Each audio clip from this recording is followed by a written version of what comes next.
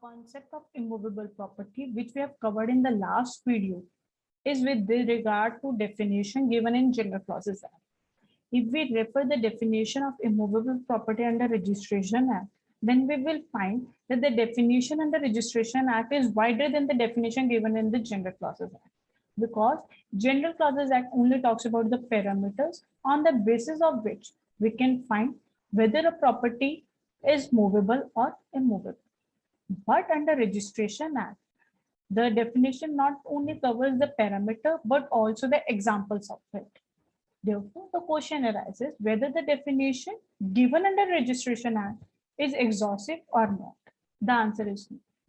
Because though it talks about parameters as well as examples, but it covers only few examples of it. It does not cover all examples like right to lease, right to mortgage, right to plough the fields, right to tenancy, and others, which are considered as immovable property for the purpose of Registration Act, but they are not expressly mentioned under Section 2, Clause 6.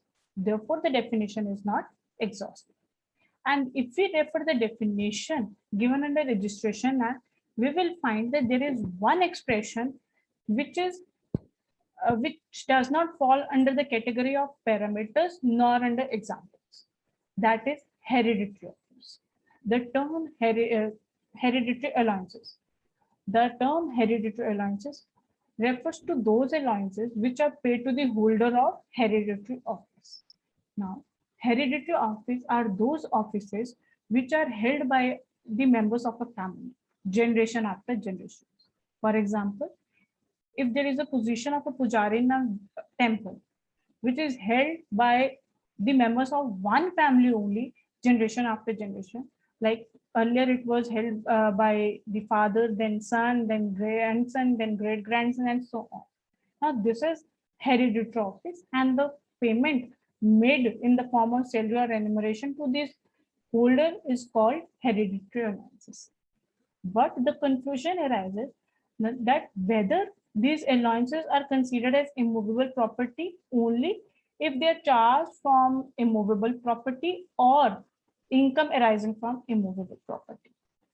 To remove this ambiguity, the legislature has expressly used the expression hereditary allowances under Section 2, Clause 6 of Registration Act and does not attach any condition with it.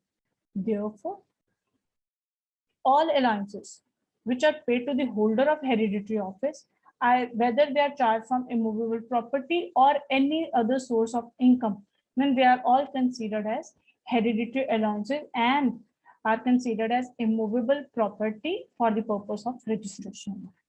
Therefore, it does not matter whether the office is held by a Muslim or by a Hindu or of any other religion, whether the money is charged from immovable property or from any other source of income, it will be considered as immovable property for the purpose of registration.